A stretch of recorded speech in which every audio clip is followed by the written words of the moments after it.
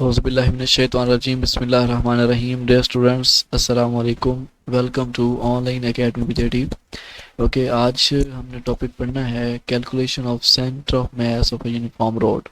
Last time हमने पढ़ा था सेंटर ऑफ मास के बारे में, उसकी डिफाइन पढ़ी और ये देखा कि उसकी पोजीशन को हम कैसे फाइंड आउट कर सकते हैं। आज हम देखेंगे कि अगर यूनिफॉर्म रोड है तो उसके सेंटर ऑफ मास का हमें कैसे पता चलेगा। फॉर एग्जांपल कि ये हमारे पास एक यूनिफॉर्म रॉड है, ठीक है, और ये उसका हमने एक एलिमेंट लिया, यानी एक थोड़ा सा हिस्सा लिया, ठीक है। यूनिफॉर्म रॉड के ऊपर हमने एक थोड़े से हिस्से को यहाँ से लेके यहाँ तक जो हिस्सा है उसको मेंशन कर दिया और हमने कहा इसका मास है डी एम। ओके, और इसकी जो विड्थ है वो है डी एक्स और इसका जो डिस्टेंस है ओरिजिन से वो है एक्स, राइट। ये जो पूरा रोड था इसकी लेंथ है एल, ठीक है। ओके, तो बेटा मैंने लास्ट टॉपिक में पढ़ाया था कि एक होती है लीनियर मास डेंसिटी, एक होती है वॉल्यूम मास डेंसिटी, ठीक है। तो हमने जो ली है वो कौन सी है, वो है लीनियर मास डेंसिटी। अब लीनियर मास डेंसिटी कैसे होती है, मास पर यूनिट लेंथ, ठीक है। Change in mass over change in length, right.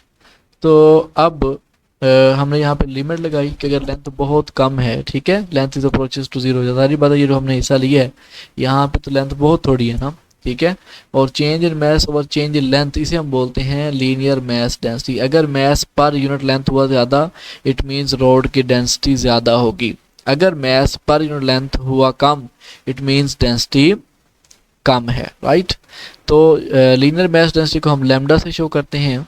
अब ये चेंज हो जाएगा D M over D L में, ठीक है, या D L change in length जो हमने छोटा सा पीस लिया है उसको हमने डी एक्स से शो किया था, तो हम डी एल की जगह क्या लिख देंगे, डी एक्स लिख देंगे। ओके, अब अगर मैं बात करूं डी एक्स डिवाइड हो रहा था, इधर आके मल्टीप्लाई हो जाएगा तो ये आ जाएगा लैम्डा डी एक्स। तो D M is equal to lambda D X. इस पूरे रॉड का जो टोटल मास है, ठीक है, वो कैसे निकलेगा कि हम जितने भी डी एम है, ये डी एम यहाँ से थोड़ा सा टुकड़ा और लेंगे, वो उसका मैस भी डी एम, इसका मैस भी डी एम, तो इन सब का मैस अगर हमने सम करना है तो हम क्या करेंगे, इंटीग्रेशन लेंगे। हमें पता है कि जब भी हमने चीज़ों को सम करना हो तो हम इंटीग्रेशन को यूज़ करते हैं। ओके, तो डी एम की जगह पे क्या आ जाएगा, अच्छा एक टोटल मैस लेना था तो हमने क्या किया, डी एम को हमने कहा सम कर लें जीरो से लेके एल तक, यहाँ पे भी लिमिट आएगी। डी एम की वैल्यू यहाँ पे हमने ली थी लैम्डा डी एक्स, जीरो से लेके एल तक, तो ये टोटल मैस आ गया रोड का, राइट। बेहतर है कि आप जो है साथ साथ नोट करते रहें ताकि आपको समझ आती रहे, ठीक है। ओके, तो सेंटर ऑफ मास की अगर हमने पोजीशन लेनी है, सेंटर ऑफ मास की पोजीशन फाइंड करनी है, तो उसके लिए हमें क्या करना पड़ेगा, उसका फॉर्मूला क्या है, 1/m X D M, right. X C M is equal to, अब देखें जीरो से एल, यहाँ पे भी लिमिट आएगी बेटा जीरो से एल, ठीक है, ये आप लगा लीजिएगा। ओके, अब एक्स वैसे खड़ा है, डी एम की जगह हमने लिख दिया लैम्डा डी एक्स, जो थोड़ी देर पहले हमने वैल्यू निकाली थी, ओवर ये जो m नीचे खड़ा था m की जगह उसकी वैल्यू लिख दी लैम्डा डी एक्स, थोड़ी देर पहले ये भी कैलकुलेट किया है हमने, dm की वैल्यू भी पुट की, यहाँ पे सिर्फ लैम्डा डी एक्स, m की वैल्यू ये सारी है इंटीग्रेशन और lambda D x. Okay, lambda lambda से कैंसिल, तो x D x over D x रह गया। अब इसको इंटीग्रेट करेंगे, हमें पता है कि x डी एक्स का फॉर्मूला क्या होता है, इसकी अगर हमने इंटीग्रेशन लेनी हो तो कैसे लेते हैं, x की पावर में ऐड करते हैं, एक्स स्केयर आ जाएगा, 2 पावर आएगी ना, उसी 2 से हमने डिवाइड भी करना होता है, एक्स स्केयर ओवर 2 आ जाएगा, और ये हम इसको इंटीग्रेट कर रहे हैं 0 से लेके l तक, ओवर। अब ये इंटीग्रेशन डिफरेंशियल से कैंसिल हो जाएगी और यहाँ पे क्या बचेगा, x बच जाएगा 1/2।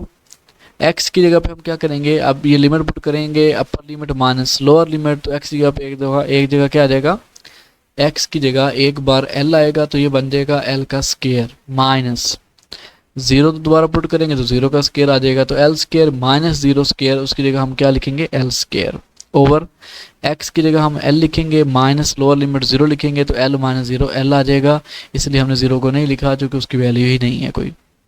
ओके, एल एल से कैंसिल हो जाएगा, तो 1/2l। इसका मतलब क्या है कि ये जो आपने रोड लिया है, ठीक है, इसका जो सेंटर ऑफ मास होगा वो इसकी लेंथ के हाफ पे कहीं होगा। अगर ये इसकी टोटल लेंथ है तो इसकी लेंथ का ऑलमोस्ट सेंटर ये बनता है। तो इट मीन्स इस यूनिफॉर्म रोड का जो सेंटर है वही इसका सेंटर ऑफ मास है, राइट। तो आज का टॉपिक में जस्ट हमने यही करना था, ठीक है। मैं दोबारा बता दूं कि सबसे पहले हमने लैम्डा लिया। लैम्डा क्या है? मास पर यूनिट लेंथ।